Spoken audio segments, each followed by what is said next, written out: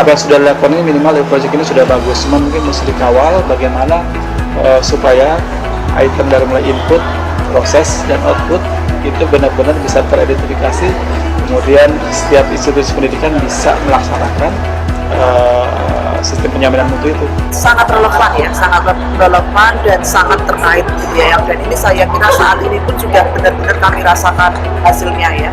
Sesuatu yang intangible ya. Karena mutu itu kan memang mengukurnya, apalagi kepuasan, tidak mudah. Tetapi minimal petugas kesehatan itu dengan melalui berbagai uji kompetensi, mutu itu bisa lebih membuat profesionalisme lebih baik ya. Itu yang kita rasakan dari sisi produksi tenaga kesehatan yang ada. Tuntutan masyarakat kita sekarang tidak hanya soal adanya tenaga kesehatan, tapi menuntut mutu, pelayanan yang baik.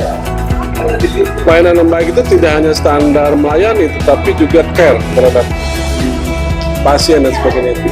Saya itu tambahan yang tidak akan terjadi di depan.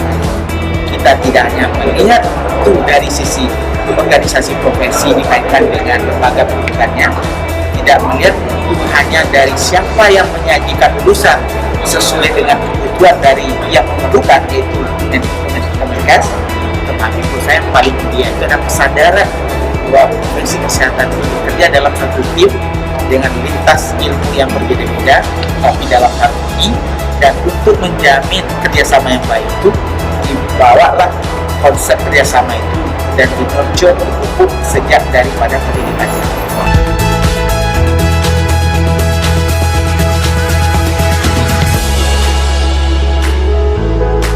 Sudah sesuai, misalnya KKMI-nya, levelingnya ya, dari 6, 7, 8 sebagainya itu sudah sesuai. Nah, tinggal bagaimana implementasinya di lapangan.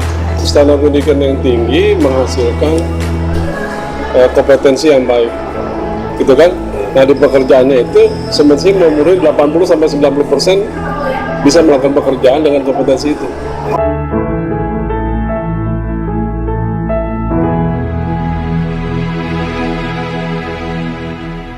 Penjaminan mutu semua harus terlibat, ya, dari mulai institusi pendidikannya, tentunya pastinya kan, kemudian asosiasi institusi pendidikan tinggi yang mengawal, yang mendorong perguruan tinggi yang ada, kemudian organisasi profesi juga harus mengawal, memberikan input, feedback apa yang dihasilkan di luar dan bagaimana berkembang di luar untuk meningkatkan model pendidikannya, kan gitu ya. Dan tentunya pemerintah juga pasti ya, regulasi yang ada mendorong supaya benar-benar pendidikan tinggi yang ada di Indonesia ini benar-benar menghasilkan lulusan yang berkompeten gitu ya, jangan sampai merugikan bangsa ini gitu ya. Kompetensi ini kan secara kolaboratif juga melibatkan antara institusi pendidikan, dalam hal ini akademi, dan profesi, organisasi profesi, dalam hal ini kolegium. Jadi antara user dan produsen ini sudah sangat inline. Profesional muda harus berbangga dan menjadi bagian utama untuk menjaga. Karena kalau anda sudah bekerja sama sejak dari pendidikan, tahu peran masing-masing, indah sekali nanti kerjasama dengan mereka. Dan itu mutu yang tidak tergambar dalam berbagai kurang-kurang akreditasi.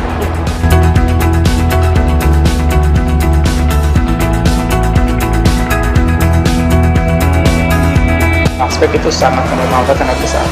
Dari aspek akreditasi misalnya, sekarang sudah terbentuk namanya LAMPTKES ya. Kemudian yang kedua, uji kompetensi misalnya bagi beberapa program studi seperti Kesmas yang masih baru bergabung di Kesenangan Project, ini sangat bermanfaat. Yang penting uji kompetensi itu ya. Hampir semua proyek yang dibuat oleh aspek student ini sudah sangat baik, sudah sangat baik semua. Cuman yang paling sangat berpengaruh saya rasa adalah dari kemarin kegiatan terakhir itu NHC Nasional Nusantara Kolaboratif itu paling berpengaruh banget dan membangun budaya kepedulian mengenai bagaimana besok tantangan untuk kolaborasi baik tingkat pendidikan atau tingkat praktis. Itu si NHC paling penting.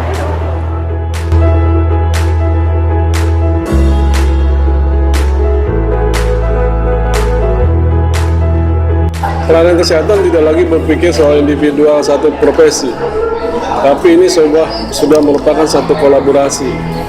Apalagi nanti ke depan universal coverage itu, pelayanan kesehatan itu diselenggarakan komprehensif sesuai kebutuhan medis. Jadi dalam satu institusi yang kita perhitungkan bukan hanya individu-individu, ya. Misalnya dokter tidak bisa kerja sendiri tanpa ada perawat, perawat tidak bisa bekerja sendiri tanpa ada dokter. Dokter tidak bisa bekerja sendiri tanpa ada tenaga kesehatan lain. Jadi ini saling, itu yang disebut saya bilang kolaborasi ya. Keuntungan dari HVAC ini, kita bukan bermain di peningkatan mutu saja, tapi mutu yang dibangun secara kolaboratif oleh supplier, pendidik, Kemendikbud, dan user, Kementerian Kesehatan, dan didukung oleh dua pilar, yaitu organisasi profesi yang merasa berkewajiban terhadap mutu dari semua anggotanya nanti, dan para pendidiknya, institusi pendidikan di asosiasi pendidikan tinggi. Jadi 4 faktor inilah yang menentukan mutu.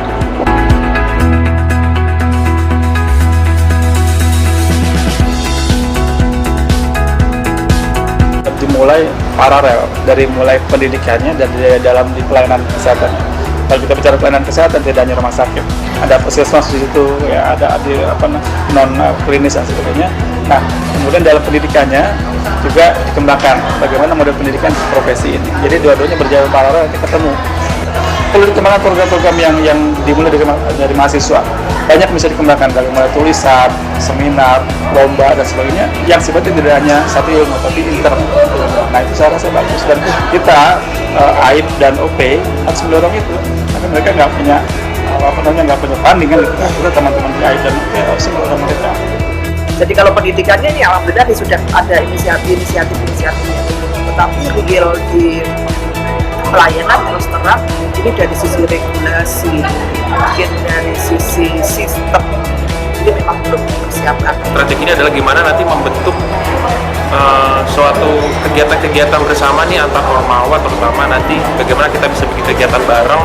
Itu kan nanti lambang bahwa mahasiswa siap untuk berkolaborasi. Terus yang ketiga ya baik dari mahasiswa ataupun dari stakeholder kita harapannya bisa set bersama, advokasi bersama agar IPE ini bisa ditetapkan, bisa dimasukkan ke dalam kurikulum sehingga masuk ke regulasi kampus.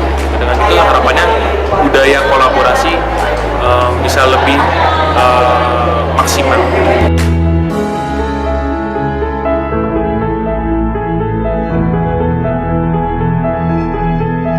Karena kemandirian ini memang perlukan.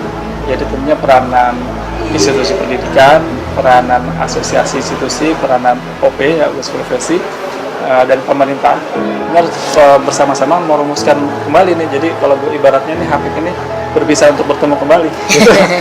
Untuk bertemu kembali untuk merumuskan pasca Hapik ini mau seperti apa gitu. Karena ini tidak boleh mati selesai ini karena memang harus berjalan dan kemandirian, kata kunci kemandirian perlu didorong. Jadi masing-masing peranannya apa, kontribusinya apa gitu. Karena ini tanpa kemandirian saya rasa nggak ada.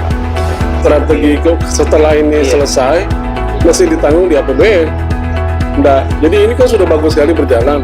Jangan sampai dia hilang begitu saja. Ini harus tetap berkelanjutan ya. APBN harus bisa menanggung. Dan ini saya pikir satu hal perubahan yang luar biasa untuk Indonesia. Tinggal lagi best practice dan lessons learned dari bulan pertama ini. Kemudian kita teruskan untuk mendukung kedokteran gigi, keperawatan kebidanan. Kita masukkan lebih serius 3 yang baru. Kemudian kita pula mereka begitu udah matang pada saat afirmasi untuk meningkatkan sarana dan prasarana.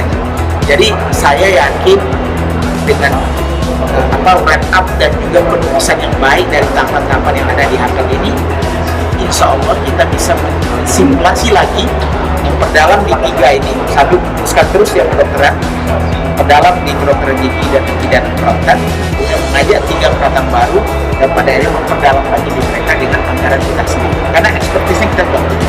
Malah kita bisa jadi konsultan sekarang di mana-mana di dunia.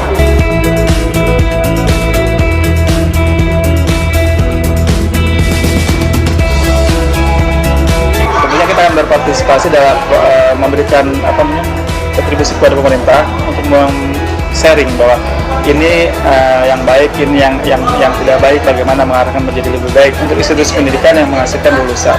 Nah, OP harus juga mengawal bagaimana lulusan-lulusan itu tetap terus ya menjadi lulusan yang kompetensinya diharapkan terus meningkat di masyarakat. Yang selesai lulus itu kemudian kompetensinya malah turun karena tidak diasah. Nah,